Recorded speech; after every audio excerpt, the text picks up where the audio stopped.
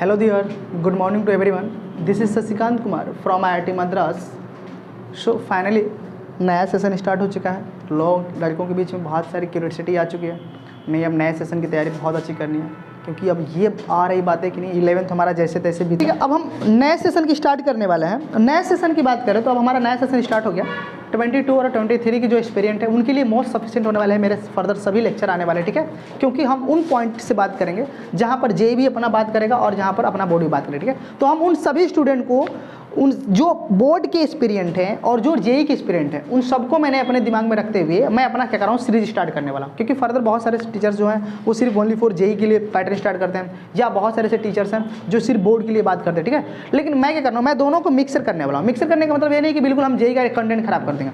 मेरी पूरी content JEE का ही होगा, पूरा कंटेंट मैं जेई के दूंगा, लेकिन जो बेसिक स्टार्ट करने का जो अप्रोच होगा वो थोड़ी सी बोर्ड होगा। ठीक है, तो सीबीएसई बोर्ड के जो एक्सपीरियंट है उनके लिए most sufficient for this lecture, और जो जेई के एक्सपीरियंट है उनके लिए तो पूरी इंपॉर्टेंट होने ही वाली है। ठीक है, क्योंकि यहाँ पर क्योंकि हम बात करने वाले हैं अधिकतर हम एडवांस और मेंस की बात करने वाले हैं, क्योंकि हम उसी क्वेश्चन को टैकल करने के लिए मेरा मेन जो फंडा है जेई मेंस और एडवांस का क्वेश्चन क्या करना, टैकल करना। तो उनको कैसे टैकल करेंगे, कैसे बात करेंगे, with the tricky with the concept हम सारी बात करेंगे। ठीक है, अगर मैं बात करूं आपको तो 12th की जो फिजिक्स होने वाली है ये काफ़ी इंटरेस्टिंग होने वाली है। ठीक है, सबको इंटरेस्टिंग लगता है, क्योंकि 11th की फिजिक्स मोस्टली अगर आप सर्वे करोगे तो स्टूडेंट को अगर 11th की फिजिक्स पूछा है क्या आपको अच्छा लगा ना खराब लगा। ठीक है, 11th की फिजिक्स सबको खराब लगती है, लेकिन हमको ये बात नहीं समझ में आता है कि हम जो 11th की मैकेनिक्स पढ़ते हैं उस मैकेनिक्स में हम बड़े बड़े फंडामेंटल पार्टिकल के कारण स्टडी करते हैं। बड़ा पार्टिकल जा रहा है, मोशन कर रहा है, तो उसकी मोशन की स्टडी करेंगे, एक्सेलरेशन, वेलोसिटी, टकरा रहा है, मोमेंटम, बहुत सारे। लेकिन हम वहाँ पर जो हमारी ऑब्जर्वेशन होती है फिजिक्स की वो बड़े बड़े फंडामेंटल पार्टिकल की होती है।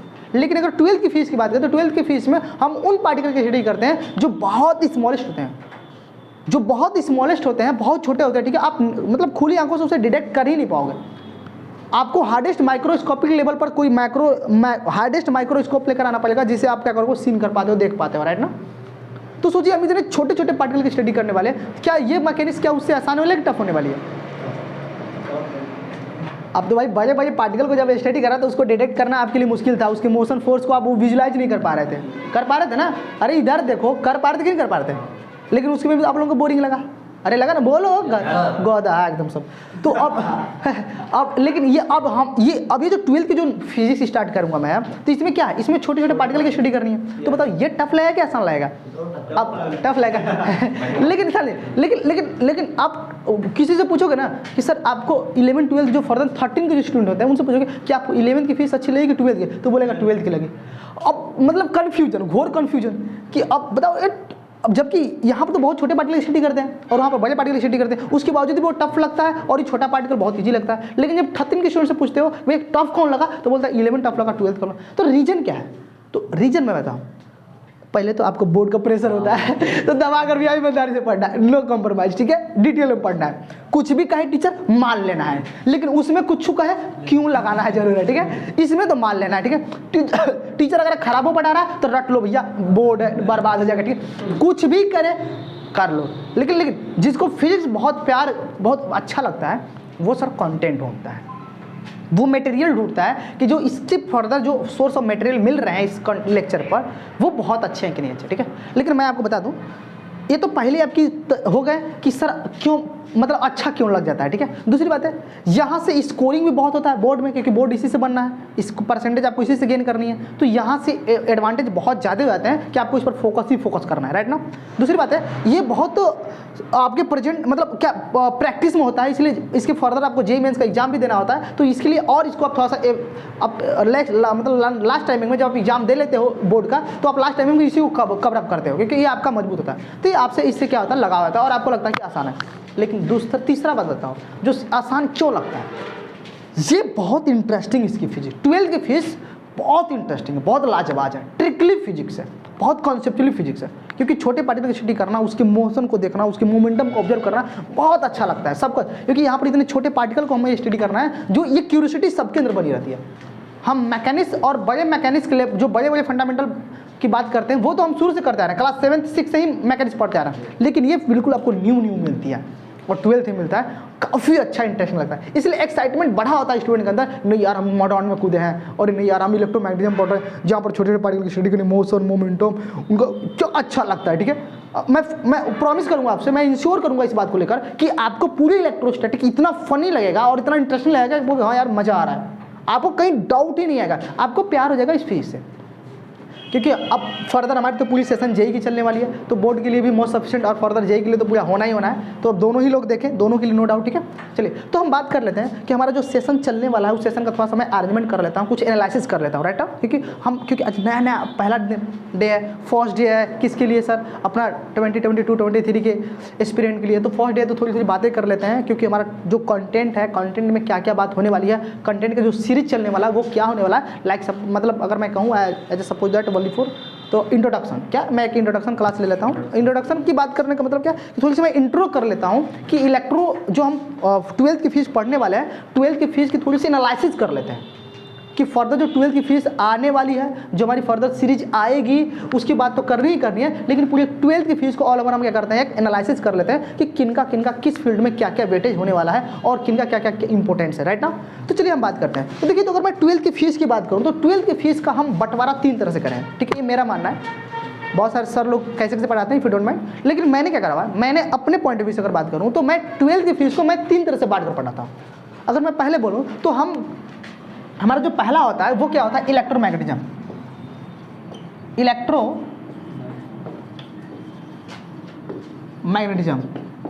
अब इलेक्ट्रोमैग्नेटिज्म की बात करें तो इलेक्ट्रोमैग्नेटिज्म आपको ये कम से कम नियर अबाउट 3 से 4 मंथ चलेगा। 3 से 4 महीना में सिर्फ मैं इलेक्ट्रोमैग्नेटिज्म में अगर कूदा तो इलेक्ट्रोमैग्नेटिज्म 3 से 4 महीना पढ़ाते ही रहूँगा, लेकिन जब निकलूंगा ना तो आपको फील आ जाएगा भैया फिजिक्स किसी ने पढ़ाया है। दूसरा मॉडर्न, सेकेंड मॉडर्न के बाद मैं थर्ड क्या पढ़ाऊंगा, ऑप्टिक्स। अब तीनों के बारे में देखिए, फीस का मैंने 12th की फीस का बंटवारा मैंने 3 पार्ट में करा हुआ है ना। फर्स्ट इलेक्ट्रोमैग्नेटिज्म, सेकंड मॉडर्न और थर्ड क्या अपना ऑप्टिक्स है। मॉडर्न की बात करो तो according to board, CBSE board, इसका जो वेटेज होता है 22 मार्क्स होता है। कितने मार्क्स होता है, 22 मार्क्स होता है। ठीक है, इसका weightage only for CBSE board. ठीक है, और ऐसा नहीं कि जेईई मेंस खराब होता है, जेईई मेंस में जो इसका वेटेज होता है मॉडर्न का अगर मैं मिला के बोलो तो 25% होता है। कितना होता है, 25% होता है सिर्फ जेईई मेंस में, इसका वेटेज होता है नियर अबाउट 25 to 28% इसका वेटेज होता है, राइट ना।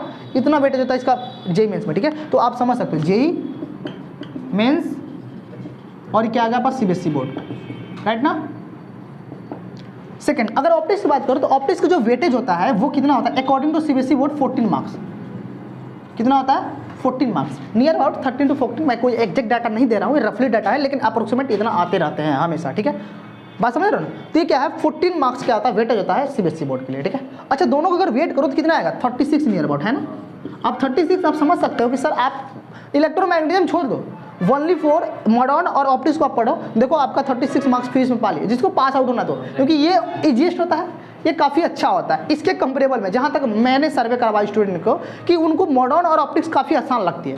आसान इसलिए लगती है क्योंकि सर अगर मॉडर्न अगर कोई बहुत अच्छे पढ़ा रहा है तो काफ़ी नहीं, मैं पढ़ाऊंगा तो आपको सर मजा आ जाएगा। मेरे कुछ मॉडर्न के लेक्चर अपलोडेड है, आप देख सकते हो। थ्योरेटिकल जो पार्ट है काफ़ी इंटरेस्टिंग है। मैं अभी पढ़ाऊंगा तो भाई अब तो उस समय बहुत पुराना लाइक वीडियो, लेकिन अब तो मॉडिफाइड कर चुका हूँ अपने सेशन में, अपने लेक्चर में, तो अब तो और खतरनाक डेंजरस आने वाली बात है। ठीक है, तो न्यू वाला देखना, आप पुराना वाला पर देख लेना, कोई दिक्कत नहीं। तो समझ गए ना। अगर बात करूं इलेक्ट्रोमैग्नेटिज्म की तो ये दोनों की बातें हो गई according to CBSE board, right ना। जेईई मेंस की भी इसकी इंपॉर्टेंस है, यहाँ से क्वेश्चन 2 से 3 बनते रहते हैं, 2 क्वेश्चन तो फिक्स आते रहते हैं ऑप्टिक्स से। ठीक है, राइट ना, तो 2 क्वेश्चन तो बनते रहते हैं ऐसे। अगर शिफ्ट की बात करें तो शिफ्ट में नियर अबाउट 16 क्वेश्चन ऐसे, 14 क्वेश्चन ऐसे शिफ्ट में देते हैं, फर्स्ट सेकंड थर्ड शिफ्ट में ऐसे कुछ आ जाते हैं। ठीक है, तो इसका वेटेज काफ़ी अच्छा खासा इसका भी रहता है जेईई मेंस के पॉइंट ऑफ व्यू से, राइट ना। अब देखिए इलेक्ट्रोमैग्नेटिज्म की बात करें तो इलेक्ट्रोमैग्नेटिज्म हमारा आज का सेशन है और आज हम यहीं से स्टार्ट करेंगे, और हमारी जो स्टडी होगी, जो हमारी बातें करने वाली है वो इलेक्ट्रोमैग्नेटिज्म की बात करें। ठीक है, तो फर्दर हम उधर आप नहीं जाते हैं क्योंकि हमारे एनालिसिस थोड़ी सी हो गई पूरी फिजिक्स की 12th की। अब हम बात करते हैं इलेक्ट्रोमैग्नेटिज्म। अब इलेक्ट्रोमैग्नेटिज्म की बात करते हैं, इलेक्ट्रोमैग्नेटिज्म बेसिकली पढ़ना क्या है, राइट ना। क्योंकि बहुत ज़्यादा कन्फ्यूजन होता है कि सर इलेक्ट्रोमैग्नेटिज्म एक चैप्टर नहीं है, एक ब्रांच है, एक फिजिक्स का बहुत बड़ा ब्रांच है जहाँ पर लोग पीएचडी करते हैं, बहुत बड़ा ब्रांच है। अब उन बहुत बड़े ब्रांच का हम छोटा सा इंट्रो यहाँ पर लेने वाले हैं, छोटी सी बात करने वाले हैं। तो इलेक्ट्रोमैग्नेटिज्म की अगर मैं बात करूँ तो इलेक्ट्रोमैग्नेटिज्म में हम बेसिकली स्टडी क्या करते हैं, तो अगर मैं बात करूँ तो इलेक्ट्रोमैग्नेटिज्म में बेसिकली जो स्टडी करते हैं क्योंकि हमारा जो पढ़ाई होने वाला है वो इसी के है, क्योंकि हमारा 4 महीने चलेगा ना, मैंने बोला नियर अबाउट 3 से 4 मंथ, क्या नियर अबाउट में 4 मंथ तो आपको इलेक्ट्रोमैग्नेटिज्म पढ़ाता ही पढ़ाता हूँ, इससे कम तो नहीं पढ़ाऊंगा, अगर बहुत अच्छा कंटेंट दिया तो, नहीं तो फालतू का रफली मैं ऐसे काम चलाऊँ, अगर पार कर दिया तो भाई 2 मंथ में मैं समेट दूंगा। लेकिन 4 मंथ ले जाने का मतलब क्या है कि सर क्योंकि मैं दोनों लेवल देना है और बहुत अच्छे से पूरे कंटेंट ईमानदारी से देखो, आपको मजा आ जाएगा, ना डाउट होगा जेईई मेंस में, जेईई मेंस क्वेश्चन को, जेईई मेंस के पेपर में क्वेश्चन को टैकल करने में, ना आपको सीबीएसई बोर्ड के क्वेश्चन को लिखने में, दोनों में कहीं कंफ्यूजन नहीं होगा, ठीक है। नहीं तो घोर कंफ्यूजन होता है ना, करना क्या होता है, लास्ट में इतना कंफ्यूजन हो जाता है कि मतलब बहुत याद आता है बस, क्या इलेक्ट्रोस्टैटिक था यार, गजब का था, समझ में नहीं अभी तक आया करना क्या था उसमें, लास्ट में ऐसे ही याद आता है, ठीक है। तो ये इस समझ रहे हो ना, अरे समझना इस बात को 100%, ठीक है, खाली याद आती है ये तो सबसे बड़ी बात है ना, जब ये पूरा भर जाता है ना, जब आप तीनों पढ़ लेते हो ना तो इतना मोटा रब भर जाता है। जब मैथ बैठोगे पढ़ने ना तो फिजिक्स याद आएगा, अब फिजिक्स में क्या याद आएगा, सिर्फ इलेक्ट्रोमैग्नेटिज्म याद आएगा, और केमिस्ट्री बैठोगे तब वो ये याद आएगा, कुछ बैठो खाली ये याद आएगा।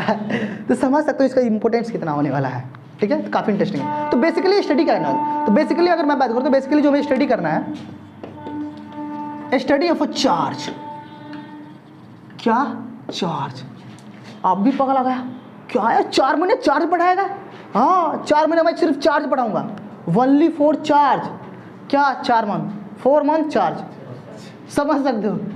अरे सोचो ये तो क्या है, किसी ब्रांच का एक छोटा सा हिस्सा है, 4 मंथ पढ़ रहे हैं, सोचो अगर इसमें पीएचडी करने चला गया तो चार्ज में, सोचो क्या मतलब गजब का लेवल है, लेकिन मज़ा आ जाएगा, ठीक है। तो काफ़ी इंटरेस्टिंग है, अगर जिस टीचर की इसमें पकड़ नहीं है वो फंस जाते हैं, उनसे नहीं हो पाता है चैप्टर, उनको टफ लगता है, लेकिन जो भैया इसे मास्टर हो चुके हैं तो कोई दिक्कत ही नहीं है, ठीक है। हाँ, मेरा पढ़ने के बाद समझ में आया कि मैं क्या हूँ, ठीक है, अभी तो थोड़ा कह पाओगे। चलिए, तो स्टडी ऑफ चार्ज क्या करना, बेसिकली हमें स्टडी करना है चार्ज। अच्छा, चार्ज की बात करते हैं, हमारे दिमाग में ये बात आया कि सर चार्ज को हमें स्टडी करते हैं, चार्ज हमें सर 2 तरह से देखने को मिलता है, एक या तो चार्ज रेस्ट हो सकता है या तो मोशन कर सकता है, ठीक है। यानी कि हम इसमें बंटवारा इसमें भी कर लेते हैं, या तो अगर हमारा क्या होगा रेस्ट में चार्ज होगा, क्या होगा रेस्ट में चार्ज होगा, क्या होगा अगर हमारा चार्ज रेस्ट होगा या तो मोशन में होगा, क्या होगा, दो ही बात होगा, मोशन में क्या होगा, दो ही बात हो सकती है, हमारा चार्ज या तो रेस्ट में होगा या तो क्या होगा मोशन में होगा। अब देखो ध्यान, अगर चार्ज रेस्ट में होगा तो कौन कौन लोग दौड़ कराएंगे फर्दर, अगर अकॉर्डिंग तो मैं बात करूं एनसीईआरटी, तो अगर एनसीईआरटी कहती है अगर भैया आप चार्ज रेस्ट में है, अगर रेस्ट चार्ज की सिर्फ स्टडी करना चाहते हैं, क्या ओनली फॉर, अगर आप रेस्ट चार्ज की स्टडी करना चाहते हैं तो उसमें सर एक चैप्टर बनकर आएगा जिसका नाम है इलेक्ट्रोस्टैटिक, इलेक्ट्रोस्टैटिक्स, बात समझ में। अब इलेक्ट्रोस्टैटिक का मतलब ही देखो वही लिखना है, क्या देखो, इलेक्ट्रो मतलब इलेक्ट्रॉन, स्टैटिक मतलब रेस्ट, यानी कि जब इलेक्ट्रॉन रेस्ट में रहे तब हमें क्या करनी है सर, उसकी स्टडी करनी है। तो यानी कि ये बहुत आसान होता है इलेक्ट्रोस्टैटिक, फर्दर अगर मैं बात करूँ तो काफी इजिएस्ट पार्ट होता है, ठीक है, लेकिन भाई इतना आसान नहीं समझ लेना, ठीक है, अभी मजा आएगा। अच्छा, दूसरा इसमें एक और पढ़ना है, क्या पढ़ना है, कैपेसिटर, कैपेसिटर, कैपेसिटर भी इसी का पार्ट होता है, ठीक है। जब चार्ज रेस्ट में तो कैपेसिटर भी इसी में हम इंक्लूड कर देंगे, और इलेक्ट्रोस्टैटिक में क्या कर देंगे, इसी में स्टडी कर देंगे, राइट ना। और इलेक्ट्रोस्टैटिक में क्योंकि बात हो रही है चार्ज से, तो पहले चार्ज के बारे में, क्योंकि हमें बेसिकली पूरी स्टडी किसी करनी है सर, चार्ज की, पहले शायद हमारा आज का सेशन चार्ज के बारे में जानना ही रह जाएगा। शायद अगर मैं इस पर काम करूँ तो मैं 3 से 4 दिन काम कर सकता हूँ सिर्फ चार्ज का डिफिनीशन, चार्ज के डिफिनीशन मैं 3 से 4 दिन काम करूँ, चार्ज का डिफिनीशन क्या है, लेकिन मैं कोशिश करूँगा कि फर्दर मैं आज ही 10-15 मिनट में चार्ज के डिफिनीशन को समेट दूँ, राइट ना। कोई दिक्कत है यहाँ तक, अरे बोलो, ठीक है। तो अगर अब बात करूँ आगे तो बात समझ रहे हो ना, अरे समझ में आ रहा ना स्टेप बाय स्टेप, मैं चैप्टर का सिर्फ एनालिसिस कर रहा हूँ, ठीक है। अच्छा, इसमें जब हमारा चार्ज रेस्ट में रहेगा तो क्या बात करनी है सर, इलेक्ट्रोस्टैटिक, और दूसरी क्या बात करनी है सर, कैपेसिटर, ठीक है। ये दोनों फर्दर काफी इंपॉर्टेंट चैप्टर बन जाते हैं आपके सीबीएसई बोर्ड, ठीक है। और मुझे जहाँ तक लगता है कि सर यहाँ से क्वेश्चन जेईई एडवांस में, जेईई मेंस में बहुत ज़्यादा बनते रहते हैं, ठीक है। और यहाँ से क्वेश्चन इस चैप्टर से, ठीक है, इस टॉपिक से आपके जेईई मेंस में 2 से 3 क्वेश्चन हर साल बनते ही रहते हैं, 2 से 3 क्वेश्चन यहाँ से जेईई मेंस में आते ही रहते हैं, ठीक है, जेईई मेंस में, ठीक है। आप समझ पा रहे हो मैं कहना क्या चाह रहा हूँ, ठीक है। अब देखो, अगर हमारा क्या कर दे, चार्ज अगर मोशन कर दे, भाई बात तो बिगड़ जाएगी। अगर चार्ज रेस्ट में है तो उसको स्टडी करने के लिए एक साइंटिस्ट है, इसका नाम था कूलॉम, हम पढ़ेंगे बाद में, ठीक है। अब चार्ज जब मोशन करना स्टार्ट कर दे तो हालत खराब। चार्ज अगर रेस्ट में रहेगा तो आप क्या कर सकते हो, अगर मान लो हम चुपचाप खड़े हैं तो आप मेरे बारे में क्या ऑब्जर्व कर सकते हो, हो सकता है एक और मेरे हो सकता है कि मेरी स्पीड पहले 0 होगी, पहला बात है। अब ध्यान सुनिए बात, अगर जिसकी स्पीड 0 होगी तो वो क्या करेगा, तो मैं अभी समझाऊंगा कि अगर चार्ज की स्पीड 0 होगी तो वो ओनली फॉर जनरेट कर सकता है इलेक्ट्रिक फील्ड, क्या इलेक्ट्रिक फील्ड ही जनरेट कर सकता है। बात समझ नहीं समझा, तो पहले हमने अगर चार्ज रेस्ट में रहेगा तो इसकी वेलोसिटी क्या होगी, जीरो। तो ये क्या करेगा, सिर्फ वेलोसिटी क्या होगी, जीरो होगी। तो ये ओनली फॉर क्या करेगा, इलेक्ट्रिक फील्ड जनरेट करेगा। तो मतलब इसमें चैप्टर एक और घुसेगा भी, इलेक्ट्रिक फील्ड। इसका जो चार्ज पर में स्टडी करना है वो मैं कंटेंट के थ्रू लिखवाऊंगा अभी, ठीक है, प्रॉपर्टी बताऊंगा तब, ठीक है। अभी इस पर बात नहीं करना स्पेशली, ठीक है, समय लग जाएगा।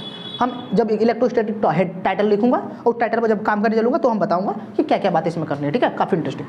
चलिए, तो जब चार्ज रेस्ट रहेगा तो क्या बात करनी है सर, इलेक्ट्रोस्टैटिक की बात करनी है। अब चार्ज जब मोशन करना स्टार्ट करेगा तब कौन कौन लोग दौड़ कराएंगे। तो देखिए आपको पता है, अकॉर्डिंग टू मैं अगर 10th की बात करूँ तो 10th में आपने क्या पढ़ा है कि सर अगर चार्ज अगर मोशन कर रहा है तो अब क्या होता है, इलेक्ट्रिसिटी जनरेट होती है। भाई अगर चार्ज को आपने दौड़ा दिया ड्यू टू द सोर्स तो क्या होगा, इलेक्ट्रिसिटी जनरेट होती है। तो अब इलेक्ट्रिसिटी जनरेट होती है, फिर उसमें कुछ साइंटिस्ट और बेवकूफ़ कूद गए, वो क्या देख भाई अगर किसी वायर से कोई इलेक्ट्रिसिटी दौड़ रही है तो उसके सराउंडिंग को मैग्नेटिक फील्ड क्या करती है, क्रिएट करता है। लो भाई और बवाल। अच्छा किसी के दिमाग में फिर ये सेट हो गया, अगर मैग्नेटिक फील्ड अगर निकल रहा है तो भाई देखो उसे EMI बनाया। अरे मतलब पगला आ गए हम तो फीस देखो भाई लिख लेता हूँ, ठीक है, क्या अभी मैं बताऊँगा तो समझ लो, ठीक है, समझ लो, ठीक है। तो देखिए भाई क्या आएगा, पहला इलेक्ट्रिक करंट। मतलब ये कहाँ से उंगली करते थे सब, इनको उंगली करना रही है। अरे भाई चल ठीक है, रेस्ट चार्ज मिला ना, स्टडी कर लिया, चुप हो जा, शांत हो जा, लेकिन उंगली करना इन लोगों का था ही। चल भाई रेस्ट में था तो भाई इतनी बात हो गई, जब मोशन करा दे तब क्या होगा, ले उंगली करने का नतीजा सभी सब है इलेक्ट्रिक करंट। हाँ ये चैप्टर ही बन गया ना, इलेक्ट्रिक करंट। उसके बाद इलेक्ट्रिक करंट आया तो फिर इसके बाद क्या आ गया, मैग्नेटिक आ गया। क्या आ गया, मैग्नेटिज आ गया सर, मैग्नेटिज समझ रहा ना, मैग्नेटिज्म आ गया, मैग्नेटिज्म उसी को बोलते हैं, ठीक है। और अगली बात है कि सर मैग्नेटिज्म आया तो सर उनके दिमाग में अच्छा सर इलेक्ट्रोमैग्नेटिक, सर तो इंडेक्स भी लेगा। अच्छा उनके दिमाग में सर EMI आ गया। चलो भाई EMI short form electromagnetic index. अच्छा जब EMI बना तो AC का, जब ये इलेक्ट्रोमैग्नेटिक इंडेक्स जब बना दिया सब तो दिमाग में अरे भाई ACU तो होना चाहिए ना इसमें। अच्छा उनके अभी दिमाग में था कि AC नहीं बना, ठीक है। अब AC गया तो समझ ही रहा, AC DC पुल, अरे क्या बताएं, हम तो पगला आ गए हैं, ठीक है। आप देखो कितना पगलाते हो, आप कितना समझदार रहते हैं, ठीक है। तो समझ सकते हो ना, तो कैसे कैसे फर्दर। तो आप देखिए आपका अगर मैं बात करूँ तो बेसिकली हमें चार्ज के बारे में स्टडी करनी है। और चार्ज की फर्दर अगर मैं अगर बताऊँ तो चार्ज में सर हमने दो तरह से बटा रखा है। अगर चार्ज रेस्ट में होगा तो फर्दर ये दो चैप्टर आएंगे, अगर चार्ज मोशन करेगा तो कौन कौन आएंगे, ये चैप्टर आएंगे। बात समझ में आई कि नहीं। अच्छा देन अगर मैं इसका वेटेज की बात करूँ पूरी ऑल ओवर, तो अगर अकॉर्डिंग टू CBSE बोर्ड इसका जो वेटेज होता है वो 36 मार्क्स होता है। कितना मार्क्स होता है, 36 मार्क्स होता है। बात समझ रहे हो, 36 उधर ही आ गया भाई, इधर कम करेगा। हाँ मान लेते 34 आएगा, क्या करेगा, मतलब ऐसे आप रफली डाटा लिखा, ठीक है, सीरियस दिल पर मत ले लेना है। सर ने जो लिखा वो 100% होगा, ठीक है। तो 36 अगर मैंने उन दोनों में बोल दिया तो हाँ तो तुम ही कैसे तुम लोग ऐड कर रहे हैं, कितना आएगा 44 मे बी 44 राइट नाउ, रफली डाटा है, ठीक है। अब इसी में मैं बंटवारा कर दूंगा किसको किसको कितना वेटेज होता है, इसमें कितना आएगा, इसमें कितना आएगा, इसमें कितना आएगा, ठीक है। आप गूगल पर जाकर देख सकते हो किससे कितना मार्क्स आता है, ठीक है। मैं भी लिख सकता हूँ, आप भी देख सकते हो इफ़ यू डोंट माइंड, ठीक है। चलिए अब थोड़ी सी और बात कर लेते हैं। बात क्या करना है कि सर मॉडर्न ऑप्टिक्स इलेक्ट्रोमैग्नेटिज्म में, मॉडर्न और ऑप्टिक्स का वेटेज हो गया सर 36 का, और सर इलेक्ट्रोमैग्नेटिज्म का एकलौता कितना वेटेज है सर इसका 44 मार्क्स। पर देख रहे हो ना ये 3 से 4 मंथ का चैप्टर है। मॉडर्न मैं 1 मंथ पढ़ाऊंगा, इससे कम नहीं पढ़ाता। ऑप्टिक्स आपको 14 से 14 पढ़ाता हूँ, समझ लो मेरा वेटेज। मान लेते हैं इलेक्ट्रोमैग्नेटिज्म मैं 4 महीने पढ़ाऊंगा, तो मॉडर्न सर 1 महीना से नीचे में नहीं पढ़ाऊंगा क्योंकि मेरा फेवरेट है मॉडर्न। सर मेरा फेवरेट है, मेरा स्टार्टिंग से फेवरेट रहा है। मैंने सर इसमें क्वेश्चन आया था ना JB से, मैंने एक भी नहीं छोड़ कर आया था। मेरा फेवरेट है, ठीक है, मुझे बहुत अच्छा लगता है। मैंने जिससे पाया ना आप समझ सकते हो, ठीक है। मॉडर्न है। ऑप्टिक्स सर मॉडर्न खराब अच्छा है तो ऑप्टिक्स थोड़ा खराब रहेगा, ठीक है। ऑप्टिक्स भी बहुत अच्छी है, मेरी ये दोनों ही अच्छी है। तो सर इससे JEE मेंस से क्वेश्चन आएगा तो 100% आपकी मुट्ठी में है। अगर इससे JEE मेंस क्वेश्चन पूछ दिया, भुला कर भी पूछेगा, पूछता ही रहता है, भुला दो उसको, तो आपके हाथ में है, ठीक है, नो डाउट।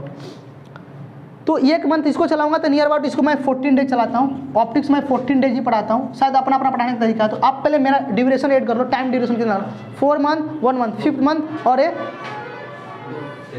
ये 14 दिन इसको भी ऐड कर लो तो कितना आ गया। इसको 1 मंथ लेकर चलता हूँ, 1 महीना में पढ़ाता हूँ मॉडर्न का 1 महीना। अगर आप मन करेगा तो और आगे बढ़ जाऊंगा, लेकिन 1 मंथ, ठीक है। मान लो 4, 1 मंथ 5 और इसको 6 मंथ, और लगभग मैं 6 मंथ का रेशियो लेकर चलता हूँ। मेरा हर साल का ड्यूरेशन है, तो मेरा 6 मंथ में आपका मैं चैप्टर क्या करूँगा सर, खत्म कर दूंगा, ठीक है। ओनली 4-6 मंथ में आपका चैप्टर पूरा क्या हो जाएगा, समेट जाएगा, ठीक है। कोई बात नहीं, अगर आप डीप में घुस गए तो भाई दिक्कत ही दिक्कत है। अगर आप डीप में घुस गए तो भाई दिक्कत ही दिक्कत है। आप कहोगे नहीं सर इसमें एडवांस का पूरा कंटेंट डाल दो, तो भाई एडवांस का पूरा कंटेंट डालना मतलब थोड़ी सी समय तो लगेगी ही। बात तो समझ रहे हो मेरी बात है, ठीक है।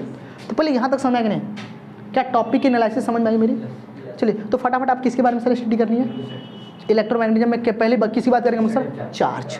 चार्ज की बात करेंगे तो चार्ज में सर कितने चार्ज आएंगे, एक रेस्ट एक मोशन। तो फिर हम रेस्ट लगाकर फिर हम ऐसे टॉपिक की बात करेंगे, ठीक है फर्दर। तो इसमें घुसने का मतलब सर 1 महीना लग जाएगा। इलेक्ट्रोस्टैटिक मैं ले लेता हूँ, लगभग मेरा जो लेक्चर यूट्यूब पर आएंगे अप्रोक्सीमेट, अगर मैं 1-1 घंटा का लेक्चर अपलोड करूँ तो भी आप समझ लो यूट्यूब वालों मेरे फैमिली कम से कम मोर देन 20 लेक्चर तो हो गए, मोर देन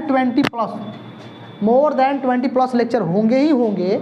लेकिन भाई ऐसे तो हम क्लास में बात चल रही है तो समय तो लगेगी थोड़ी सी, लेकिन कोई आपको मज़ा आ जाएगा, ठीक है। आपको फील आएगा नहीं फिजिक्स हमने पढ़ा हुआ है, नो डाउट, ठीक है। तो मेरा एनालिसिस समझ में आया सबको, भेजम सेट हुआ ना। लास्ट टाइमिंग में मैं एनालिसिस ऐसे करूँगा कि आपको ये सभी क्या लगेंगे, बहुत आसान लगेंगे। ऐसा लगेगा यार इतना फीस आसान होता है, ठीक है। तो क्या मैं आप फर्दर रन करूँ आगे? लास्ट टाइमिंग में ये बात आपको होगी कि sir physics run to the blood, confirm. अभी तो मैथ था ना, अब फिजिक्स भी आपके ब्लड में दौड़ेगा। मिटा दो इसको, हो गया ना। तो बोलो हो गया। शर्मा सब रहे, शर्माओ नहीं।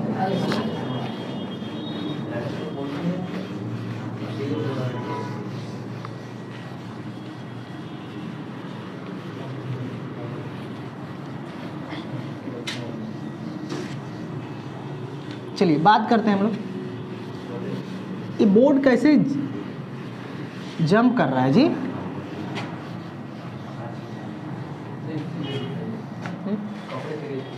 ना हाँ देखो ये अपना रुमाल है, इसी को भिगो दो। चलिए ध्यान सुनिए, हाँ ठीक। अब हम बात करते हैं सर क्या है, टाइटल का नाम डालो। टाइटल किस टाइटल पर काम करने वाले हैं बोलो ना। चार्ज लिख लो इलेक्ट्रोस्टैटिक ही लिख लो। इलेक्ट्रोमैग्नेटिज्म बेसिकली हमें चार्ज स्टडी करनी है तो आप लिख लो सर इलेक्ट्रोस्टैटिक। मान लेते हैं रेस्टी चार्ज स्टडी में आप सबको फील आई गया, हेडिंग डाली लो इलेक्ट्रोस्टैटिक्स। अब इलेक्ट्रोस्टैटिक की क्या बात कर रहे हैं, ध्यान सुनिएगा। इलेक्ट्रोस्टैटिक का सर देखिए टाइटल ही अपना समझा रहा है कि हमें हमारे अंदर करना क्या है। ये जो हेडिंग लिखा हुआ है ना, यही बता रहा है कि हमारे अंदर करना क्या है। तो हमारे अंदर चलेगा तो क्या चलेगा, कैसे चलेगा। देखो इलेक्ट्रो मतलब इलेक्ट्रॉन, स्टैटिक मतलब क्या हो गया सर, रेस्ट। इसका मतलब आपने क्या समझा सर, अगर इलेक्ट्रॉन हमारा रेस्ट में है तो हम किसके स्टडी करेंगे, इलेक्ट्रोस्टैटिक। अब मैं यहाँ पर क्लियर कर देता हूँ कि जब कोई बंदा अगर रेस्ट में रहेगा तो आप किस चीज़ की स्टडी कर सकते हो, ओनली फॉर फोर्स। आप किस चीज़ का एक्सपीरियंस करोगे, केवल आप फोर्स की एक्सपीरियंस करोगे। कैसे करोगे, फोर्स करोगे। बात समझ में आएगी नहीं। और जो फोर्स होगा ना वो सब क्या होंगे, हाइपोथेटिकल फोर्स होंगे। बात भी मान लो कैसे फोर्स होंगे, बस हम फील कर रहा है चल भाई फोर्स हो रहा है, ठीक है। हमारे आपकी नैन मेरी नैन मिली, चल भाई एक फोर्स लग रही है, ठीक है। ये अट्रैक्शन दैट मीन्स फील कर लो हो रहा है, पर कौन जान रहा है ऐसा होता है, ठीक है। लेकिन क्या है, ड्यू टू दिस अट्रैक्शन, समझ रहा है ना। हाँ तो यस सर बोलो मत समझो भी, ठीक है। अरे बात समझ में आ रही है ना पीछे, चलो ठीक है। तो बात कर लेते हैं सर चार्ज, क्योंकि हमको पता है सर इलेक्ट्रॉन जब रेस्ट रहेगा तो उसकी बात करनी है, और हमको पता है सर बेसिकली स्टडी करना चार्ज के बारे में। सर चार्ज के बारे में बात करना है, ठीक है। स्टडी ऑफ चार्ज, शायद आज का मेरा सेशन रहेगा सिर्फ चार्ज पर। आज मैं टिपा टिपिल जो भी करूँगा ओनली फॉर चार्ज, ठीक है। तो चार्ज के बारे में बात करते हैं, चलिए ठीक है। पहले हम चार्ज के बारे में बात करने से पहले चार्ज को हम देख लेते हैं सर चार्ज का डिफिनीशन क्या हो सकता है, फिजिक्स क्या इसका डिफिनीशन देती है, फिर चार्ज को डिफाइंड कैसे कर दिया है, ठीक है। तो अगर मैं चार्ज की बात करूँ तो चार्ज एक देखो एक इंट्रिंसिक प्रॉपर्टी होती है। अच्छा चार्ज को मैं वैसे नहीं लेकर आता, मैं चार्ज को थोड़ा सा अलग घुमा कर लेकर आता हूँ। चार्ज को फिजिक्स कैसे डिफाइंड करती है, तो अगर मैं डे टू डे लाइफ में अगर बात करूँ तो सर आप कहोगे ना कि सर मुझे डे टू डे लाइफ में आप एक्सपीरियंस कराओ कि सर चार्ज है क्या। तो मैं आपको सिंपल एग्जाम लेता हूँ। आप बिजली गिरती हुई देखे हो, बिजली गिर रही है, आप मतलब बिजली की जो लाइन जाती है, बिजली समझ रहे हो, वो वाली बिजली, वो इंद्र बाबा वाला बिजली जो इंद्र बाबा गिराते हैं, ठीक है ना, समझ गए ना, नहीं समझा। अरे कैसा तुम भारतीय का प्राणी है ना, तो भारत में इंद्र भगवान को नहीं जानता है। अरे जानो आज कैसा कलयुग घोर चला गया कि इंद्र भगवान को नहीं जान रहा है, जानो। अब आगे देखो, तो जो इंद्र भगवान बिजली गिराते हैं तो उसमें चिंगारी निकलती है, दैट मीन्स चार्ज। अभी नहीं फील आया, दूसरा फील करते हैं। ये आप देखते हो ना, ये बहुत सारे देखते हो ना इलेक्ट्रिसिटी वाले सब वायर जाते हैं तो वो आपस में टकराते हैं तो उसमें से कुछ चिंगारियाँ निकलती हैं। तो चिंगारियाँ जो उनकी टकराने जो चिंगारियाँ निकलती हैं वो सब क्या है? चार्ज। अच्छा, दूसरा समझ सकते हो, जैसे मान लेते हैं कोई हमारे पास कंपास है, कंपास के अगर आप कंपास के पास अगर मैग्नेट लेकर आओगे तो उसका नीडल डिफ्लेक्ट कर दिया, तो due to the some experience charge. बात समझ रहे हो ना? अच्छा सर, आप तो ऐसे समझा दिया, डे टू लाइफ में होने वाली घटनाओं को आपने बोल दिया चार्ज, पर ये तो फिजिक्स नहीं ना समझाएगा, ऐसे फिजिक्स कैसे समझाएंगे? तो फिजिक्स कैसे समझ, ध्यान सुनिएगा मेरी बात। तो अगर मैं आपसे एक एग्जांपल लूँ, फिजिक्स कैसे समझाते हैं, ऐसे बोलता है कि सर चार्ज बॉडी की वो प्रॉपर्टी है जो आइदर इलेक्ट्रिक फील्ड को क्या करता है, फील करता है या निकालता है। या इसको हम ऐसे भी कह सकते हैं, चार्ज बॉडी की वो प्रॉपर्टी है जो आइदर मैग्नेटिक फील्ड को फील करता है या निकालता है। कहने का मतलब आप इसको ऐसे समझो, ऐसे समझो आप, ग्रेविटेशनल फोर्स, किसी बॉडी का ग्रेविटेशनल फोर्स किसकी वजह से आता है? उसके मास की वजह से आता है। ग्रेविटेशनल फील्ड उस बॉडी का, किसी बॉडी का ग्रेविटेशनल फील्ड किसकी वजह से आता है? उसके मास की वजह से आता है। तो उसी तरह से किसी बॉडी में, किसी सिस्टम में जो इलेक्ट्रिक फील्ड जनरेट होता है, जो मैग्नेटिक फील्ड जनरेट होता है, प्रोड्यूस होता है, वो किसकी वजह से आता है? चार्ज की वजह से आता है। किसकी वजह से आता है? तो क्या आप चार्ज का इंपोर्टेंस समझ पाए, चार्ज को फील कर पाए? सर चार्ज का इंपोर्टेंस क्या हमारा लाइफ में है? तो जो इलेक्ट्रिक फील्ड निकलेगा, जो मैग्नेटिक फील्ड निकलती हैं या फील, हम जिस मैग्नेटिक फील्ड को हम फील कर पाते हैं या जो मैग्नेटिक फील्ड निकलती हैं, वो सर क्या है? Some experience due to some. बात समझ रहे हो ना? कोई दिक्कत यहाँ तक? अरे समझ में आ रही ना? तो चार्ज को मोटी मोटा समझ गया, कोई दिक्कत? तो इसको इंग्लिश में लिख लो आप, लिखना चाहो तो, ठीक है? डिफिनेशन लिखोगे, हालांकि मैं बोल देता हूँ, छाप देख लो आप लोग।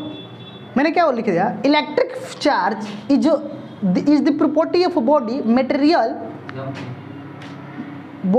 या material due to which a body can experience produce electric field या मैग्नेटिक फील्ड। बात समझ गए? समझ गए कि समझ? अरे समझा कि नहीं समझा? तो नोट करो।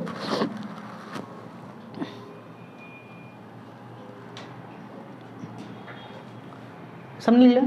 तो आप डिफिनेशन से भी आपको क्लियर हो पाएगा सर चार्ज का मतलब क्या है। तो मैंने जो समझाया वो आपको परफेक्ट है, वो से क्योंकि आप फीस को अपने भाषा में याद करो, वो ज़्यादा बेनिफिट होती है, ठीक है? वो ज़्यादा आपका सही है, ठीक है? तो मैंने क्या बोला sir, electric charge is property a body या material due to which a body can experience और प्रोड्यूस इलेक्ट्रिक फील्ड या मैग्नेटिक फील्ड।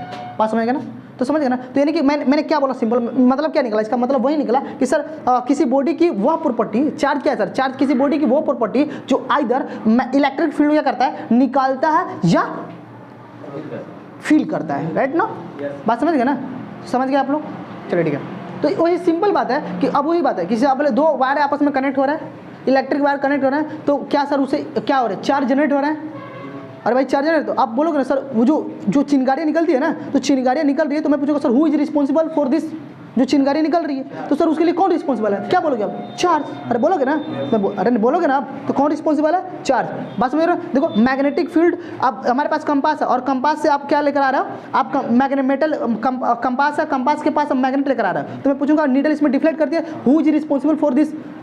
जो नीडल डिफ्लेक्ट कर रहा है, तो उसके जो नीडल जो डिफ्लेक्ट कर रहा है उसके पीछे कौन रिस्पॉन्सिबल है? चार्ज। समझ में आया ना बातें? अरे समझ में आया कि नहीं? फील आया ना? चलिए अब बात करते हैं सर कुछ कंटेंट के ऊपर। अब हमें पूरे इस चैप्टर में पढ़ना क्या है? चार्ज डालिए, चार्ज का डिफिनेशन क्लियर हो गया। अब चार्ज का यहाँ पर थोड़ा सा मैं कंटेंट लिख देता हूँ कि हमें कितना पढ़ना है, या तो खुद आप लिख सकते हो। पहले चार्ज की स्टडी करनी है, लिख दूँ कि समझ जाओगे चार्ज में क्या क्या पढ़ना है? पूरे इलेक्ट्रोस्टैटिक में क्या क्या पढ़ना है एनसीईआरटी में छाप लेना, ठीक है? एनसीईआरटी में पूरा टॉपिक दिया हुआ है कि सर हमें इलेक्ट्रोस्टैटिक में कितने कंटेंट हैं, उसके क्या क्या पढ़ने, ठीक है? तो मैं उस बात को नहीं लिख रहा, ठीक है? तो मैं सीधे सीधे अब चार्ज के डिफिनेशन पर अगर मैंने काम कर लिया, क्या मैं उसको प्रॉपर्टी पा जाऊँ? शायद आज का लेक्चर जेई वालों के लिए बोरिंग लगे, पर कोई दिक्कत नहीं। आज का लेक्चर जेई वालों के लिए मोस्ट इंपॉर्टेंट है और सीबीएसई जो बोर्ड वाले हैं उनके लिए मोस्ट इंपॉर्टेंट, क्योंकि दोनों के लिए मैं बोला, दोनों को मैं ध्यान में रखते हुए वीडियो को मैं क्या कर रहा हूँ, बना रहा हूँ और अपलोड कर रहा हूँ, राइट ना? तो आप इस बात को भी एग्री करें, नहीं सर आप सही कर रहे हो, ठीक है? आप ये मत कहो कि नहीं सर खाली बोर्ड वालों के लिए मत बनाओ, जेई वालों बनाओ, तो मैं ऐसे कैसे करूँगा? वो भी तो बच्चे हैं ना, कोई दिक्कत? थोड़ा सा इमोशनल हो गया कोई दिक्कत? अरे मतलब इसका मतलब नहीं है, ठीक है? और ऐसे ही हम तो दुश्मनी रहता है बोर्ड वालों के लेक्चर डालने के लिए, ठीक है? लेकिन डाल रहा हूँ आपकी बात, ठीक है? अपलोड कर रहा हूँ। थोड़ा सा लग रहा है कि चलो भाई उनका भी कल्याण हो जाए, लग रहा है। मिटा दो ना? तो फटाफट हमने बात करा डिफिनेशन के ऊपर। अच्छा, अब स्पीड बहुत ज़्यादा नहीं है ना, नए बच्चों वालों के लिए क्या होता है ना कि बड़ी सारी क्वेरी आती है कि सर आप तो 2x में बहुत बात करते हो। लो, आप पिछले वाले वीडियो में बहुत सारे कुछ ऐसे कमेंट किए थे, सर 2x से सर आप 2x में बात करते हो। हमने कहा लो ठीक है, हमने 2x है तो उसमें आपको दिया है सर वो 0.5x करने के लिए, आप कर लो उसमें ऑप्शन रहता है ना। तो अगर 2x में लगे तो 0.5x कर देखो, ठीक है। आप फिजिक्सो दो और 2x में ना बोलो, ऐसे कैसे ख़त्म होगा। हाँ, जो ढल गए हैं मेरे वाले तो उनको मज़ा है, जो नहीं ढले उनको थोड़ी सी तकलीफ होती है, कोई बात नहीं, आप नॉर्मल से पहले कर लो। करते हैं चार्ज के डिफिनीशन पर अपने काम करा। मुझे जहाँ तक लगता है चार्ज का डिफिनीशन आपको समझ में आया है ना, इसमें नो डाउट 100%। चलिए बात करते हैं अब हम क्या, property of charge. Property of charge. Sir charge की प्रॉपर्टी मुझे जहाँ तक लगता है कि लड़के पढ़ना नहीं चाहते हैं, लेकिन मेरे से पढ़ो ना, आपको चार्ज की प्रॉपर्टी कुछ न कुछ नया ही मिलेगा, ठीक है। कुछ न कुछ नया मिलेगा, आपको अच्छा लगेगा कि सर चार्ज की प्रॉपर्टी है क्या, ठीक है। चार्ज की प्रॉपर्टी की बात करें तो पहली प्रॉपर्टी इसकी जो है चार्ज है। अगर चार्ज के बारे में बात करें, चार्ज क्या है पहले देख लो। चार्ज आपको कैसे होता है, चार्ज एक पॉजिटिव होता है और एक, अरे चार्ज ऐसे होता है ना, चार्ज पॉजिटिव होता है नेगेटिव दो होता है ना भाई। Charge there are two types, पहली प्रॉपर्टी क्या है चार्ज की, charge there are two types now, first positive and second negative. और पॉजिटिव नेगेटिव अगर मैं खासियत बोलूँ तो इनकी क्या महत्व होता है और इनका क्या हमारे फर्दर आगे चलकर यूज होगा कि पॉजिटिव और नेगेटिव में क्या रोल प्ले है, तो मैं थोड़ा सा समझा दूँ। तो देखो समझो ना, पॉजिटिव पॉजिटिव नेगेटिव नेगेटिव अगर कहीं पर दिख जाए तो इसका मतलब है दुश्मनी है, क्या दुश्मनी। पॉजिटिव पॉजिटिव और नेगेटिव नेगेटिव के बीच में क्या होता है, दुश्मनी। और नेगेटिव पॉजिटिव पॉजिटिव नेगेटिव के बीच में क्या होता है, प्यार। क्या होता है, अरे समझा ना, लव।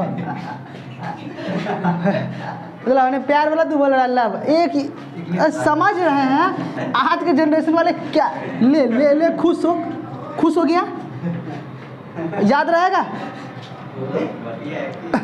अब ये मैं बोलता ठीक है, like charge to each other repel and unlike charge to each other attract, नहीं समझ में आता। लेकिन हाँ सर सेम चार्ज दुश्मनी, अपोजिट चार्ज प्यार, तो लव उसको आ गया अभी का। देखो अरे ये छोड़ो फालतू वाली बातें देख लेना, ये उसकी छोटी सी बातें थी। और थोड़ी सी आगे बढ़ते, ध्यान सुनो। अरे देखो पहली प्रॉपर्टी की बात करते हैं, फर्स्ट प्रॉपर्टी। चार्ज है scalar quantity, charge is scalar quantity. क्या आप इस बात को एग्री करते हो? सर बोलो नहीं करेंगे, मैं समझा दूंगा सर क्यों स्केलर क्वांटिटी, ठीक है। अगर करते हो तो कोई बात नहीं, अगली प्रॉपर्टी बात करते हैं। Charge is a scalar quantity, right now. अच्छा, इस सबसे अगर स्मॉलेस्ट यूनिट की बात करें तो क्या हो सकता है, चार्ज की सबसे स्मॉलेस्ट यूनिट क्या हो सकता है? तो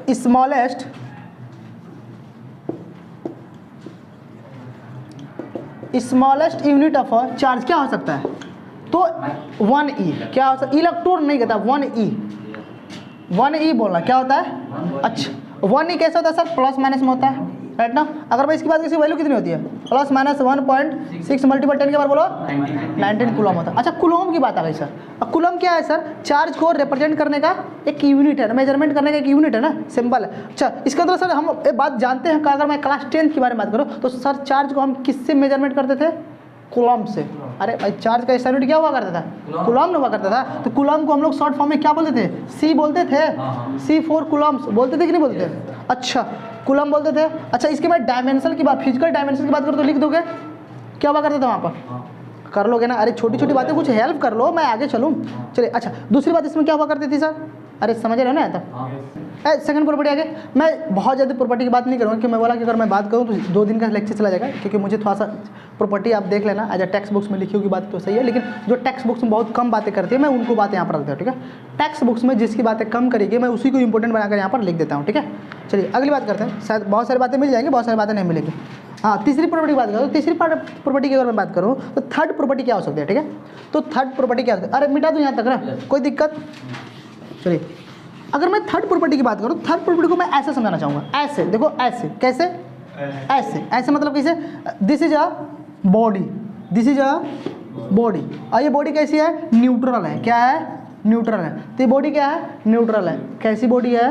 न्यूट्रल। अब ध्यान सुना, इस न्यूट्रल बॉडी से, अच्छा न्यूट्रल बॉडी का मतलब क्या हुआ, कोई बता दो तो। अगर हमारे पास क्या है, दिस इज अ बॉडी, और ये बॉडी कैसी है, न्यूट्रल है, तो न्यूट्रल बॉडी का मतलब क्या, चार्ज विल बी जीरो। कितने लोग बोलते हैं इस बात को, इस बात से कितने लोग एग्री करते हैं, charge will be also zero this body, ओ ना, कहाँ है, अरे बोलो एग्री करते हो। सुनो, किसी बॉडी का न्यूट्रल होने का मतलब ये नहीं है कि उसका चार्ज जीरो हो गया, उसका बिल्कुल ये मतलब है कि जितने पॉजिटिव बैठे हैं उतने नेगेटिव बैठे हैं। अरे बात समझ रहे हो, अरे नहीं समझा, जितने पॉजिटिव बैठे हैं उतने ही नेगेटिव वाले बैठे हैं। दूसरी पॉइंट, अगर इस न्यूट्रल चार्ज से, अगर इस न्यूट्रल बॉडी से अगर मैं 5 इलेक्ट्रॉन्स निकाल दूं, क्या कर दूं, 5 इलेक्ट्रॉन्स निकाल दूं, तो आप बताओ इसके पास कितने चार्ज बच जाएंगे। ये सर कैसी बेवकूफ़ी वाली बात है। हर सिंपल सी बात है, अगर अरे गधे, मैंने बोला ना कि इस बॉडी का न्यूट्रल होने का एक ही मतलब है कि वो उसके ऊपर जो चार्ज है वो पॉजिटिव और नेगेटिव क्या है, इक्वल है। तो इसका मतलब अगर 5 नेगेटिव निकाल तो 5 पॉजिटिव बैठे होंगे ना, गधों, क्या समझ रहे हो, क्या बैठे होंगे, 5 पॉजिटिव बैठे होंगे चार्ज। अरे समझ में आ रही बात है। अच्छा ध्यान सुनो मेरी बात को, यहाँ से मैं अगर एक ही 1 ई निकाला, क्या 1 ई निकाल सकते हैं, अरे हाँ तो बोलो, 2 ई निकाल सकते हैं, 3 ई निकाल सकते हैं, 4 ई, 5 ई, साढ़े 5 ई, नो सर, साढ़े 5 ई नहीं निकाल सकते हैं, साढ़े मतलब नहीं समझा, आधे सीबीएसई बोर्ड नहीं समझते साढ़े मतलब क्या होता है। अरे कहता 5.5 इलेक्ट्रॉन निकाल सकते कि नहीं सकते, ना नहीं निकाल सकते हैं, नहीं। इसका मतलब क्या हमने समझा कि सर बॉडी पर due to transfer of smallest charge, मैंने क्या बोला कि सर इस बॉडी पर जो चार्ज है ड्यू टू ट्रांजिशन या transfer of smallest charge 1e, 2e, 3e, 4e, 5e पर 5.5e ना, मतलब हम इस बॉडी पर जो चार्ज, जो इस बॉडी पर जो चार्ज है, इस किसी बॉडी पर जो चार्ज है वो क्या है, एक इंटीग्रल, मल्टीपल इंटीग्रल में है। कैसे हैं, एक मल्टीपल इंटीग्रल में जनरेटेड है, नहीं समझ रहा, किसी बॉडी पर जो चार्ज है वो चार्ज कैसे है, एक मल्टीपल इंटीग्रल में है। तो मल्टीपल इंटीग्रल में है तो हम उसमें 5.5 कहाँ से कर सकते हैं, और this property is a quantization, इसी प्रॉपर्टी क्या बोलते हैं हम लोग, क्वांटाइजेशन। तो यानी कि 5.5 नहीं निकाल सकते हैं, 1/4 कैसे निकाल सकते हैं, एक इंटीजर में निकाल सकते हैं। कैसे निकाल सकते हैं, हाँ मतलब -2, -3, -4, +2, +3 निकाल सकते हैं, लेकिन फ्रैक्शन में ना। और इसे ही, इस प्रॉपर्टी को हम क्या बोलते हैं, क्वांटाइजेशन। तो क्वांटाइजेशन प्रॉपर्टी समझ में आया, तो क्या इस प्रॉपर्टी क्या बोलते हैं हम लोग, क्वांटाइजेशन ऑफ अ चार्ज, समझ गए। तो क्वांटाइजेशन ऑफ चार्ज क्या होता है सर, Q = ±NE, बात समझ में आएगी नहीं। क्वांटाइजेशन चार्ज क्या होता है, देखो मैं बहुत ज़्यादा डिटेल में नहीं बात करने वाला हूँ, ठीक है। अगर अकॉर्डिंग टू टेक्स्ट बुक बात करें तो वहाँ पर डिफिनेशन इसकी लिखी गई है, स्पेशली समझाया हुआ, ठीक है। फटाफट हमको सर रन करना है, क्योंकि मेरी लेक्चर ही इसमें ज़्यादा चली जाती है, ठीक है। तो मुझे उस बात को भी ध्यान रखना है कि सर जेई वाले भी बैठे हैं, ठीक है, उनको बोरिंग भी नहीं करना है, ठीक है, बात समझे ना। तो क्वांटाइजेशन ऑफ चार्ज कितना तो समझ गए आप लोग। देखिए मेरी समझाने की थोड़ी सी अलग तरीके होती है, बहुत लोग डिफिनेशन देकर समझाते हैं और मैं पहले एग्जाम्पल देकर समझाता हूँ, ठीक है। तो देखो, तो क्वांटाइजेशन ऑफ चार्ज में थोड़ा सा बात करते हैं। एन इज अ इंटीजर, क्या है सर, इंटीजर, क्या है सर, इंटीजर, ठीक है। मतलब सर पॉजिटिव नेगेटिव इंटीजर समझ रहे क्या सर, लेकिन फ्रैक्शन में नहीं हो सकता, ठीक है, क्योंकि फ्रैक्शन होगा तो फ्रैक्शन में यहाँ पर चार्ज नहीं होती। अच्छा दूसरी बात करते हैं, मान लेते हैं लेट सब एक एग्जांपल लेते हैं। हमारे पास क्या है, ऐसे बॉडी है, इस पर चार्ज है A, B, C, इसमें -2 +4 कूलम, और इस पर C पर बैठे हैं 1 coulomb. For the isolated system total charge will B conserve, ये भी हमारी क्या होगी, एक प्रॉपर्टी। कौन सी प्रॉपर्टी होगी, ये तीसरी के बाद फोर्थ प्रॉपर्टी। फोर्थ प्रॉपर्टी क्या होगी सर, तो फोर्थ प्रॉपर्टी हमारे क्या, अच्छा फोर्थ प्रॉपर्टी हम पहले ऐसे भी समझा सकते थे कि sir for the isolated system total charge will B conserve. तो कहोगे सर वाह, तो मैं एक एग्जांपल देता, लेकिन मैंने उल्टा किया, मैंने पहले आपको एग्जांपल दिया और आपने सॉल्यूशन दिया, तो मैंने बोला कि सर ये क्यों हो पाया। इसका मतलब सर इस बॉडी पर जो टोटल चार्ज थे वो क्या है, कंजर्व हो गए, क्या है, कंजर्व है, तभी ना ऐसा हुआ। तो आप लिख सकते हो, क्या समझ में आ रही है, अरे बोलो अरे कंजर्व, तो क्या लिखोगे, फॉर चौथा प्रॉपर्टी लिखो, फॉर आइसोलेटेड सिस्टम,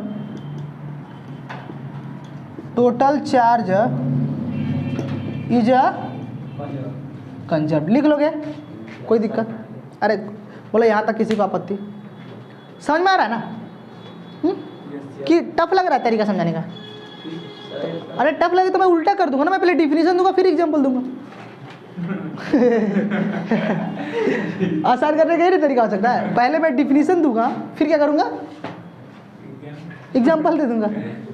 हाँ क्या बोलो, क्या कह रहा है?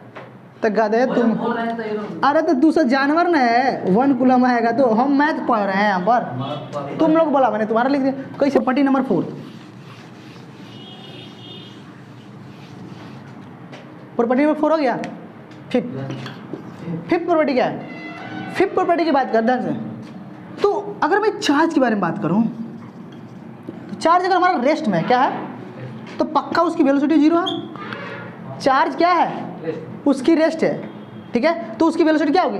0। इसका मतलब क्या निकला? चार्ज रेस्ट में है तो उसकी वेलोसिटी क्या बनेगी? 0 होगी।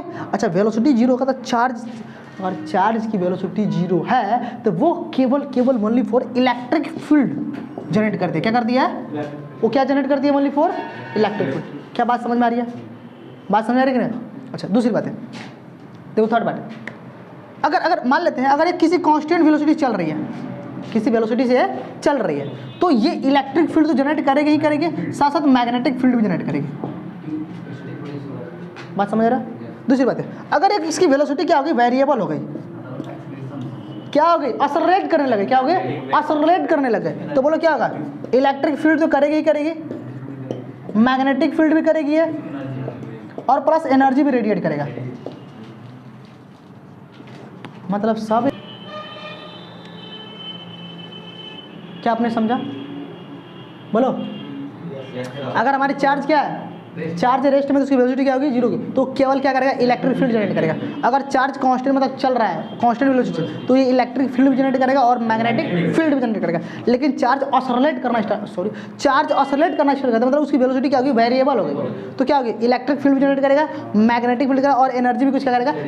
रेडिएट करेगा। इसलिए बोहर की थ्योरी देखते हैं ना, बोहर की थ्योरी होती थी जब कोई इलेक्ट्रॉन्स हायर ऑर्बिटल से लोअर ऑर्बिटल में क्या करता था? जंप करता था, तो उसमें से क्या होती थी? एनर्जी रेडिएट करते थे, उसे बोलते थे इलेक्ट्रोमैग्नेटिक वेव, ऐसे बोलते थे ना कुछ। वहाँ पर बोहर केमिस्ट्री में पढ़ा कि नहीं पढ़ा, मॉडर्न में देख लेना, फील कर लेना, ठीक है, कोई दिक्कत करते हैं। चार्जिंग, अच्छा, ये जितने सारे मैंने पॉइंट लिखवाया वो मैं वही पॉइंट लिखा हूँ जिसे मैं फर्दर अपने जेई के जब क्वेश्चन करेंगे, जेई कंटेंट में आगे बढ़ेंगे फर्दर, तो उनको बार बार मैं लेकर आऊँगा, ठीक है। तो ये जितने भी मैंने प्रॉपर्टी लिखवाया है चार्ज का, सारी प्रॉपर्टी आपको आगे चलकर कहीं ना कहीं फिर रिपीट करेंगे, फिर मिलेंगे, और मैं फिर इनका नाम लूँगा। तो अगर मैं बोलूँ वेलोसिटी 0 है, चार्ज रेस्ट में, तो क्या क्या निकलेगा उसका? बात समझ रहे ना? तो ये मैं वहाँ पर बात करूँ तो आप समझ जाओ कि नहीं, सर ने प्रॉपर्टी में चार्ज की प्रॉपर्टी थी, बता रखा था, ठीक है। ऐसे तो जब मैं वहाँ पर बात करूँ आगे चलकर, मैं कुछ बोलूँ चार्ज की प्रॉपर्टी के बारे में, फटाफट चिल्ला के आवाज़ देना, ठीक है। चलिए अब अगली बात करते हैं। प्रॉपर्टी तो हो गई। अच्छा, प्रॉपर्टी आप ऐसे भी और लिख सकते हो, पर अब मन नहीं कर रहा, मैं थोड़ा सा लेजी हूँ। मैं आगे चलता हूँ, किसके ऊपर? सर थोड़ी चार्जिंग के ऊपर। क्या बात करते हैं? हाँ, अभी और 4-5 और भी दे सकता हूँ, 4-5 और भी बच गए, ठीक है। तो समय कम है, समय के अभाव में हमें उतनी बातें नहीं करनी है जितनी बातें फालतू है। हमें उतनी बातें करनी है जितनी बातें हमारे लिए क्या है? लाभदायक है। हिंदी में समझ में आया? चल ठीक है, ये मेरा स्लोगन है, याद कर लेना। चार्जिंग की बात करें। अब चार्जिंग के देखो बहुत सारे मेथड्स हैं। बहुत सारे का मतलब ये है कि सर हमने 3 मेथड पढ़ने वाले हैं। बस किसी बॉडी को चार्जिंग करेंगे तो कैसे करेंगे? एक ही वे हो सकता है, इलेक्ट्रॉन का ट्रांसफर कर दो या तो इलेक्ट्रॉन का मोशन कर दो। अरे समझ में सब बात? नहीं समझ में? अब भाई किसी बॉडी को चार्जिंग करना है तो आप तो या तो इलेक्ट्रॉन का ट्रांसफर करोगे तो मोशन करोगे तभी ना। तो चलिए पहला हम कंसेप्ट लेते हैं, transfer of electron. Transfer of electron या मोशन ऑफ इलेक्ट्रॉन। तो पहला इसे मेथड है फ्रिक्शन। क्या है? Due to the friction. Due to the friction. अच्छा, बहुत सारी किताबें इसको रबिंग भी लिखते हैं। क्या लिखते हैं? रबिंग। बहुत सारी किताबें कैसे लिखती हैं? रबिंग। क्या लिखती हैं? रबिंग। इसका मतलब अगर मान लेते हैं हमारे पास, जैसे आपने बचपन में खेल खेला होगा कि आप एक पेन लेते थे और आप छोटे छोटे कागज पेपर के टुकड़े लेते थे और उस पेन को आप ऐसे अपने हेयर में ऐसे रफ करते थे, और जब उस पेपर जो पार्टिकल जो टुकड़ा था उसके पास नियर लेते थे तो वो उसमें अट्रैक्ट होता है ना। तो मतलब इलेक्ट्रॉन का क्या हो रहा था? उसमें ट्रांसफर हो रहा था ना। तो उसमें क्या हो रहा है? ट्रांसफर हो रहा है, ठीक है। उसी तरह से समझ में आ रहा है फ्रिक्शन क्या है? तो फ्रिक्शन क्या है? ये हमारा कोई मेटल हो गया, कोई हमारा बॉडी हो गया, और हम दूसरा बॉडी लेकर आ रहा है, और इसमें क्या करना है, इसको इसमें क्या कर रहा है, रफ कर रहा है, क्या कर रहा है, इसे रफ कर रहा है। तो रफ करने से क्या होगा, इसमें इलेक्ट्रॉन का ट्रांसफर होगा, तो क्या हो जाएगा, ये चार्ज हो जाएगा, इस पर क्या हो जाएगा, चार्ज जनरेट हो जाएगा, क्या हो जाएंगे, चार्ज जनरेट हो जाएगा। तो हम क्या बोलेंगे सर, ये चार्जिंग हो गया, राइट ना। अच्छा, पहला मेथड है, फर्स्ट मेथड हुआ। सेकेंड मेथड क्या होता है, कंडक्शन। क्या होता है, कंडक्शन। सेकेंड मेथड जो होता है कंडक्शन, सेकेंड मेथड क्या है, कंडक्शन। अब कंडक्शन की बात करें तो कंडक्शन में ध्यान सुनिए, कंडक्शन की बात करें तो कंडक्शन क्या है, तो कंडक्शन अगर बात करें, conduction is nothing but is known as a physical contact. क्या है, फिजिकल कॉन्टैक्ट। कहने का मतलब मेरा यह है कि जब दो बॉडी एक दूसरे के कॉन्टैक्ट में आएंगे तो क्या होगा, कंडक्शन होगा। जब दो बॉडी एक दूसरे के आएंगे, कॉन्टैक्ट में आएंगे तो क्या होगा, मतलब क्या होगा, कंडक्शन होगा। कहने का मतलब मेरा है कि हमने एक, हमारे पास एक पहले से बॉडी थी, ठीक है, और हमने क्या करा, एक पॉजिटिव वाली बॉडी लेकर आ गया, और मैंने इन दोनों क्या कर दिया, कनेक्ट कर दिया, क्या कर दिया, कनेक्ट कर दिया। तो एक पॉजिटिव वाली बॉडी थी और एक ऐसी बॉडी थी, और मैंने दोनों क्या करा, कनेक्ट करा। शायद एक कंडक्टर था, क्या था अपना, कोई कंडक्टर है, कंडक्टर समझते हो ना। मैंने क्या करा कि इसको कनेक्ट कर दिया, क्या कर दिया, कनेक्ट कर दिया। तो कनेक्ट करते ही इसमें से चार्ज क्या होगा, ट्रांसफर होगा। तो ये भी बॉडी क्या हो गई, चार्ज होगा, क्या हो गया, चार्ज। अब एक इंपॉर्टेंट पॉइंट इसमें आता है कि अगर मान लेते हैं, मैं आपसे क्वेश्चन करूँगा, क्वेश्चन ये करूँगा मैं आपसे कि अगर मैं जो बॉडी को चार्ज कर रहे हैं, वो जो बॉडी है वो किससे, तो मेटल होगा तो नॉन मेटल होगा, दो ही बात हो सकती है ना। तो आप अगर मैं बोलूँ क्या मेटल बॉडी में चार्जिंग पॉसिबल है या नॉन मेटल, या मेटल या नॉन मेटल में चार्जिंग पॉसिबल है, तो आपका आंसर क्या रहेगा कि सर मेटल में भी पॉसिबल हो सकता है, मेटल नॉन मेटल में पॉसिबल होता है, क्योंकि सर मेटल में इलेक्ट्रॉन फ्री होते हैं, है ना। तो उसमें क्या होगा सर, अगर मेटल, अगर दो बॉडी मेटल की है, अगर उसको लेकर हम क्या करें, रफ कर रहे हैं, क्या कर रहे हैं, रफ कर रहे हैं, तो भी इलेक्ट्रॉन का ट्रांसफर होगा, है ना। लेकिन मैं बोलूँगा सर इलेक्ट्रॉन का ट्रांसफर होगा पर चार्ज नहीं हो पाएगा। तो अगर मैं यहाँ पर अगर पॉइंट अच्छे से समझाऊँ आपको, तो क्या बोलूँगा कि सर अगर मेटल की बॉडी है, किसकी बॉडी है, मेटल की अगर बॉडी है, तो इसमें क्या है, चार्जिंग पॉसिबल नहीं है, ठीक है। तो मेटल की बॉडी में चार्जिंग पॉसिबल नहीं है, ठीक है। अरे बात समझा कि नहीं समझा, मैंने क्या समझाया, मेटल की बॉडी में चार्जिंग पॉसिबल नहीं है, पर वाह पॉसिबल नहीं है, बट वाह, देखो ना, क्यों नहीं, क्योंकि इसलिए क्योंकि हमको पता है सर कि दो बॉडी है, ये दोनों बॉडी क्या है, मेटल में है। तो मेटल में इलेक्ट्रॉन क्या होते हैं, फ्री होते हैं। मेटल बॉडी में इलेक्ट्रॉन क्या होते हैं, फ्री होते हैं। तो जब दोनों बॉडी को हम क्या करेंगे, रफ करेंगे, तो इलेक्ट्रॉन का ट्रांसफर होगा, इलेक्ट्रॉन इस पे से कूद के इसमें आएगा, लेकिन फिर रिवर्स बैक कर जाएगा, रिवर्स फिर इसमें जंप कर जाएगा। क्यों, क्योंकि इलेक्ट्रॉन फ्री है, इसमें गया, उसका मन किया इसमें आ जाएगा, क्योंकि सर कहाँ है, उसका मन कर रहा है, हम थोड़ा बताएंगे, बात समझ गए। तो सर किस में चार्जिंग पॉसिबल है, तो मेटल और नॉन मेटल में चार्जिंग किस में पॉसिबल है, किस बॉडी में। तो अगर एक बॉडी क्या हो, मेटल हो, और दूसरी बॉडी क्या हो, नॉन मेटल हो, या दोनों ही नॉन मेटल हो, नो डाउट, या दोनों ही नॉन मेटल हो, या एक मेटल और नॉन मेटल हो, तो क्या होगा, charging is a possible, otherwise not a possible. समझा कि नहीं समझा। तो आपने एक पॉइंट को और समझ लिया मेरे से, अंडरस्टैंड कर लिया कि सर किस बॉडी में चार्जिंग पॉसिबल है। तो दो बॉडी अगर मेटल है तो उनमें चार्जिंग पॉसिबल नहीं है, और अगर बॉडी क्या है, नॉन मेटल है और मेटल है तो पॉसिबल है, या दोनों ही नॉन मेटल है तो भी क्या है, चार्जिंग पॉसिबल है, अदरवाइज ना। क्या बोलेगा, यस नहीं, नॉट। बात समझ में। अच्छा, ये दोनों ही मेथड मुझे नहीं पसंद है, आपको पसंद आया, मुझे तो नहीं है। मुझे इनसे सबसे अच्छा मेथड लगता है इंडक्शन। क्या है, मुझे वो अच्छा प्यारा लगता है, क्या लगता है, बहुत प्यारा लगता है। मिटा दूँ इसको, तो चार्जिंग का वो वाला मेथड मुझे बहुत अच्छा लगता है।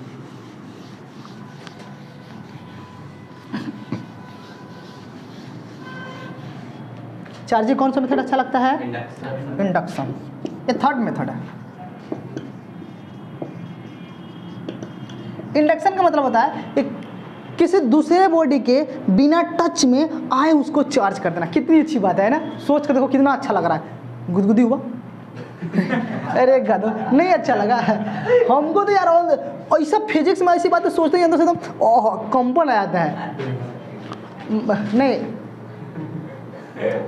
ऐसा ही आईआईटी निकलेगा, क्या मतलब लगता है, फिजिक्स पढ़ने से जब तक से फील नहीं आएगा, फिजिक्स को आप देखो, मैं कहता हूँ हमेशा साइंस एक ऐसी चैप्टर, आप स्ट्रेस से मत पढ़ो, आप सीरियस होकर मत पढ़ो।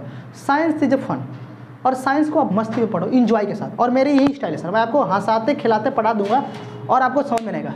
तो आपको लगता है कि सर बेवकूफ़ है, क्या फालतू का हंसाता है। देखो इसके पीछे टीचर की क्या वजह होती है।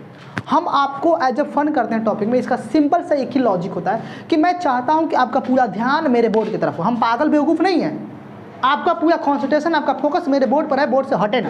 क्योंकि जिस बच्चे का पढ़ाई, अगर टीचर डील कर रहा है कोई सिलेबस कोई चैप्टर को, अगर आपका पूरा ध्यान पूरा कॉन्सेंट्रेशन अगर बोर्ड पर नहीं है, इधर उधर कहीं मार्केट में भटक रहा है, तो आप समझ सकते हो सर, आप उसकी 50% बातें सुना और 50% बातें नहीं सुना तो आपको चैप्टर उसी समय टफ लगना स्टार्ट हो जाएगा। आप 100% कॉन्सेंट्रेशन के साथ बैठो, आपको टफ से टफ चीज़ आसान लगेगा। लेकिन होता है ना ऐसे 5-5 मिनट में सुंदर कन्या की तरफ लोगों का दिमाग जाता है।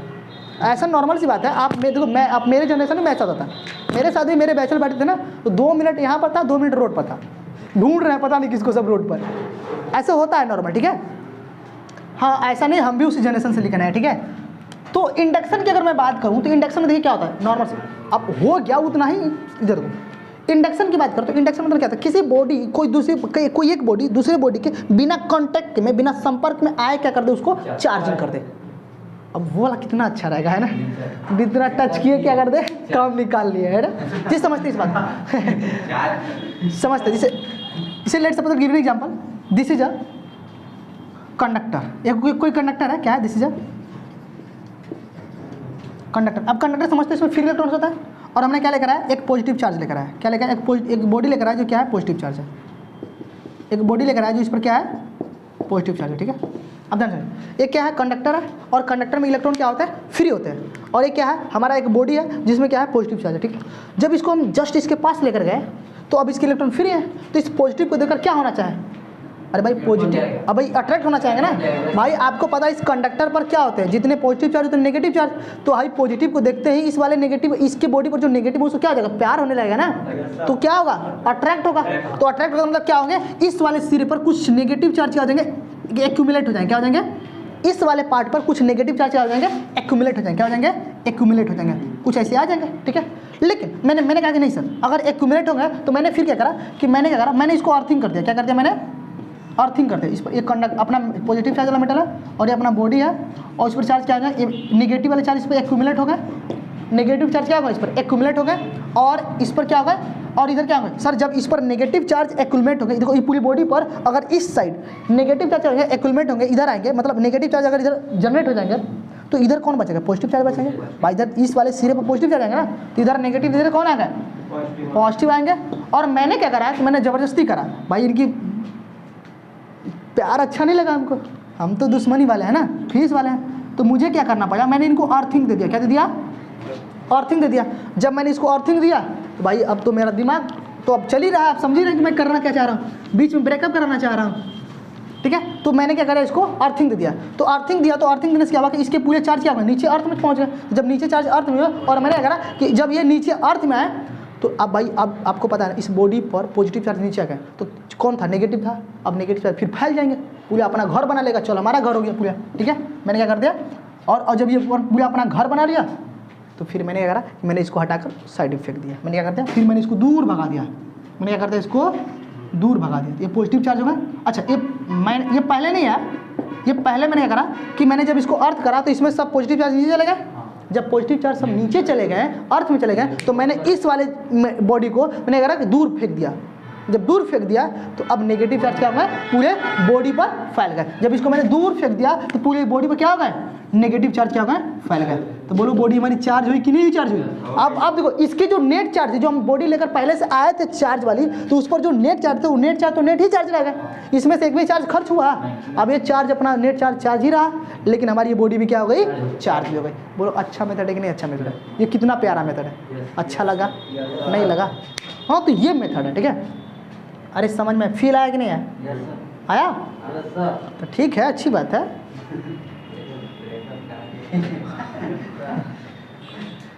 मतलब इनके बीच में ब्रेकअप हो गया, एक गदास। फिजिक्स में डूबे रहो, ठीक है, केमिस्ट्री में घुस जा रहे हो तो 2 मिनट में सब। तो आई होप आपने अंडरस्टैंड कर लिया, मैं समझ सकता हूँ आपको सर अच्छा लगा, ठीक है। Thank you everyone. अब आज के सेशन को ही पर एंड करते हैं। अब फर्दर आप सर देखिए मेरे लेक्चर को कंटिन्यू आप देखना स्टार्ट कर दो, क्योंकि आपको सर मज़ा आएगा। अभी तो सर बेसिक था, बेसिक में कितना बताऊं, ठीक है। अब पूरी फीस की जान तो थोड़ा निकाल दूंगा, ठीक है, लेकिन जितना हो सके मैं उतना कंटेंट अच्छा देने की कोशिश करा आपको, ठीक है, कि आप जेई वाले भी खुश रहो, क्योंकि उनको भी अच्छे इंपॉर्टेंट पॉइंट इसमें मिल गए, नए नए पॉइंट मिले, और आप बोर्ड वाले को तो भाई बल्ले बल्ले हैं, ठीक है ना। Thank you everyone. और एक चीज़ नहीं भूलेंगे आप लोग, सर समझ रहे हैं ना, आप समझदार हो। Thank you everyone.